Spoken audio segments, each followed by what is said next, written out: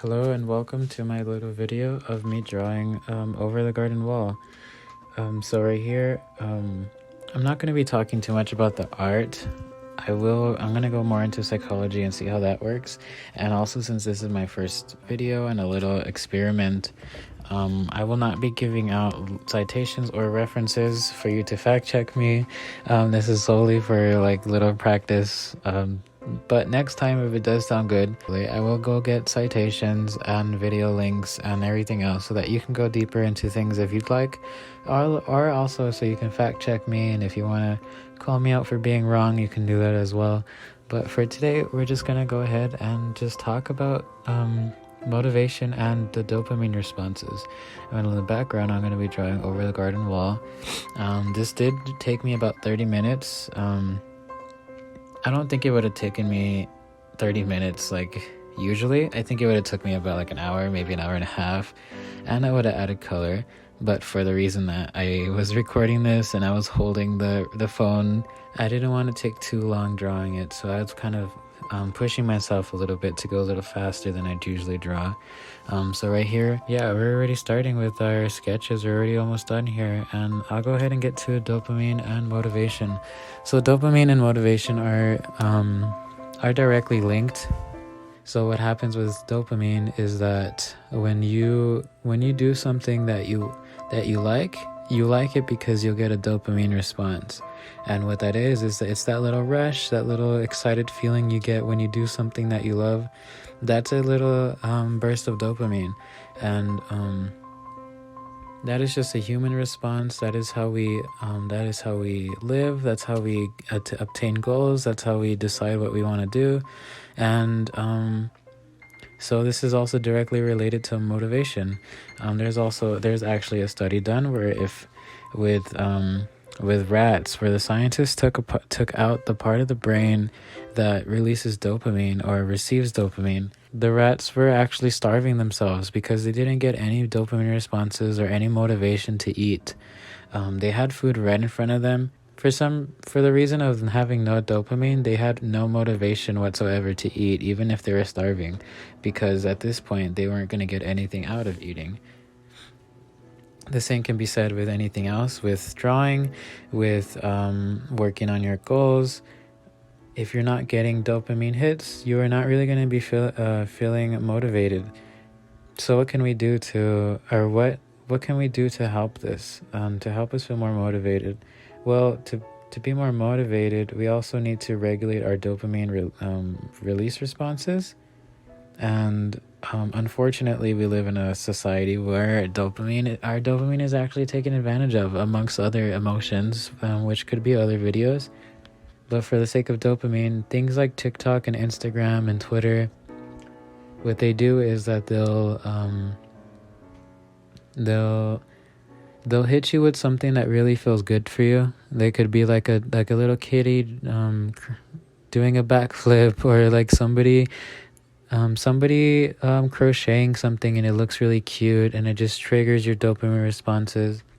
If you're on those sorts of platforms for too long, you kind of get drained of your motivation because your dopamine is being used up. Just like anything, things are good in moderation, and having too much dopamine responses will kind of give you kind of suck out all your motivation response. Like if to put it into perspective, if your dopamine responses were a piece of candy that you really loved, and every time you did something good that you liked, you would get a piece of candy, and that's why you would like it.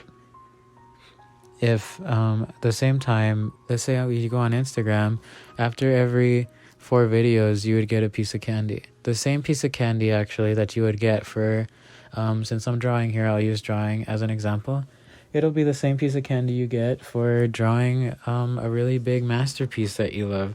And every time you finish a character, you get a little piece of candy. Well, since you are already getting pieces of candies from other sources, it's a little hard to get up and set up your drawing tablet, setting up your paintings workspace, opening up that document to write your next essay, editing this video rather, or even sitting down to talk about this video. it's a little harder to sit down when you know that you can get the same piece of candy by going on your Instagram or TikTok feed for 4 minutes at a time. Something about the brain that is really important to know is that it really loves taking the easier route. So if there is a fork in the road, one is to go run 30 minutes outside to get a piece of candy, or the other one is to go on TikTok for 5 minutes and get 4 pieces of candy. It would obviously pick the one with the less effort. And that is how we get trapped in these sorts of unmotivated states, feeling like what we're doing isn't meaningful, or just like not having enough drive to do things. Of course, I want to preface that motivation is also affected by other things. If you have like underlying health conditions, if you are not taking care of your mental health, you have depression, you have anxiety, lots of other things manipulate your dopamine responses and of course your motivation. This is certainly one of the aspects of life that can control your motivation and make it a little harder for you to get up and do the things you'd like to do. Social media is programmed to get your attention and keep you there. And just like other things too, even if you put down your social media, you get off of Instagram. You go out to the stores or you go out with friends to restaurants. Usually these are also taking advantage of you as well. You have fun, you have cool looking pictures, you have nice looking food. And so they go ahead and take your money, or they make you feel obligated to do something, to do something specific that would help that company, just so that you can feel a little hit of dopamine.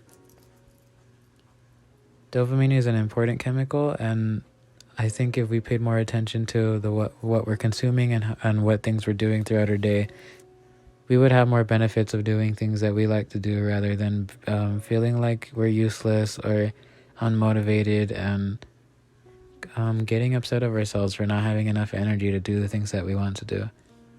If you're feeling yourself in a slump and you are quite aware that it's not depression or anxiety, or you're not going through anything specific, maybe put down Instagram and Twitter for a little bit and see how that goes. Go outside in the world for a little bit, disconnect and reconnect with yourself, and maybe your motivation will come back. And maybe you'll also be surprised that you'll be motivated to do things that you haven't done in a while. I recently picked up watercolor painting again after not doing it for so long, just because digital art gives me more dopamine hits than the watercolor, just because it's a faster drawing period, faster and easier way of making art. I hope this helped, and I hope you like our little drawing in the back. I'm going to go ahead and see if this looks good, and if we like it, then maybe I'll go ahead and do another one. Well, I'll actually write down some notes so that I have little bullet points to go over. And then if we continue, I'll go ahead and start giving us citations. That way everything I say is fact-checked, and okay. Thank you so much, and I hope you liked our little over the garden wall drawing right here in the background. And I hope you have a good one. Thank you for watching.